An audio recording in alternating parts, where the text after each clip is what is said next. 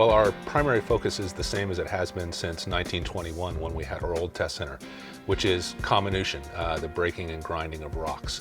So in this test center, we are set up to do everything from receiving large rocks from drill core or from bulk samples, crush those down in several stages of crushing and screen. We can put those through sag mills or ball mills.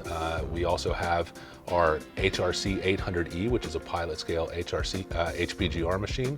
And then we have fine grinding test capabilities, including a VTM3, our pilot VTM machine, as well as a HIG5.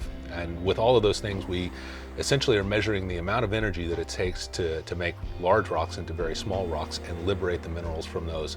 And with that information, we get what we need in order to size the equipment for our customers. In addition to the bench and pilot scale testing I just mentioned for comminution, we also have facilities for pyrometallurgical testing, where we can do induration, balling, and calcination testing. We brought all that equipment in from our Danville facility. We are in the process of gearing up to do filtration testing and thickening testing. So with Metso merging with Outotec brings a whole lot of filtration capability to the marketplace, and we can really cover everything in a mineral processing facility, from the initial grinding of the rock all the way through to the final product, whatever that may be. Building up this test center is really important for our customers because it gives them a one-stop shop where they can come and get all the testing that they need in order to develop their process, and they can work with process engineers with Metso Outotec. They can come visit, they can see their testing on site in a brand new facility, which is completely automated. All the data comes in directly to our PLC system and our historian. They can see the results in real time. They can work with our process engineers, and we can take them from concept through to design in-house and help them get exactly what they need to out of their process.